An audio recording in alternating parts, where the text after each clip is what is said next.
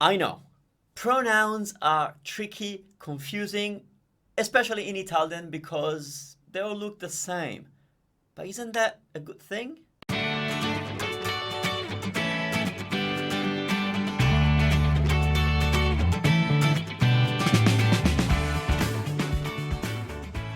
Joey! Ciao, Joey, di Beginner Italian Level 2.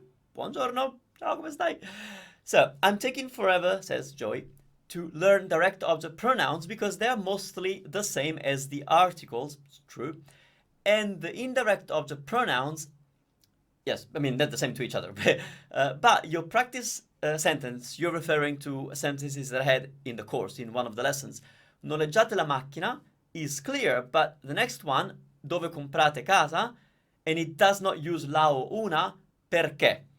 I still struggle with articles, and now at this level, my confusion is staggering, and I'm freezing when I have a chance to speak Italian. Per favore, aiutami. Certamente, certamente. We'll fix it. We will fix it. 5 minutes. Give me 5 minutes. Guardo il mio orologio finto, my fake watch. So direct object pronouns, they're confusing because they, like you said, most of them look the same as the articles, but do they? Let's talk about the difference between an article, a definite article specifically, and the object pronoun. And so, definite articles, in English you have the. In Italian you have il, la, lo, le, I, gli, l'apostrophe. 7. You get 7. But these are definite articles.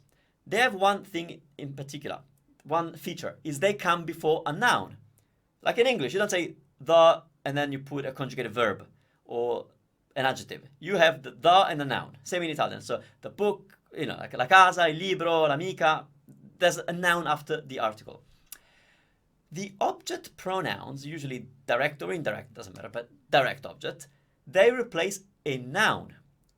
So they replace any noun. A noun means, yes, an object, like so the object of a verb, but also a person. That could be me, you, us, or them, like or him or her. So they replace a noun. That's why they're called pronoun. And they also go before the verb, right? So sorry, no, they not also, but they go before the verb. And I should have put there. Okay. Precede verb. So that's a big difference. So yes, when you are looking at the third person direct object pronoun, you have lo, la for the singular and li, le for the plural. Direct object pronouns, so lo means it, where it is it's a masculine item that you're replacing, and la is it, where the item that you're replacing is feminine. Then you got li for masculine plural and le for feminine plural.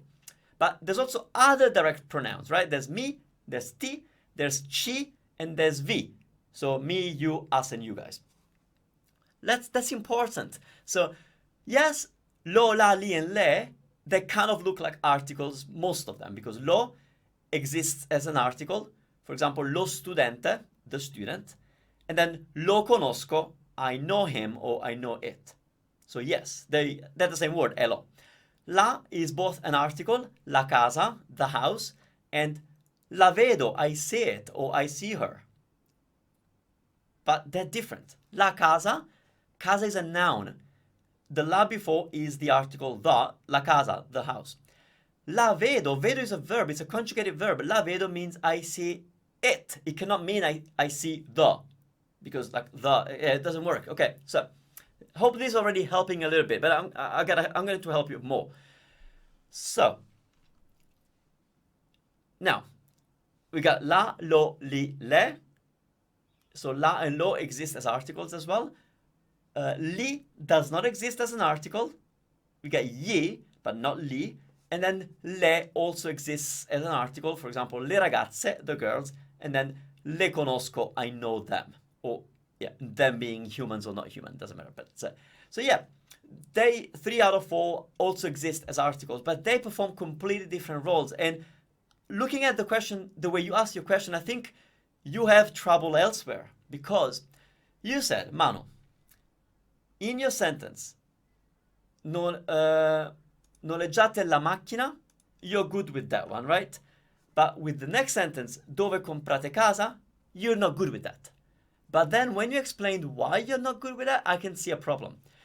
You said, dove comprate casa does not have la or una. Yes, and it didn't. It didn't because it didn't need to. But that's got to do with the article. As in, noleggiate la macchina. Are you hiring a car? In Italian it's the car, but it's, are you hiring a car? And dove comprate la casa, I could say that.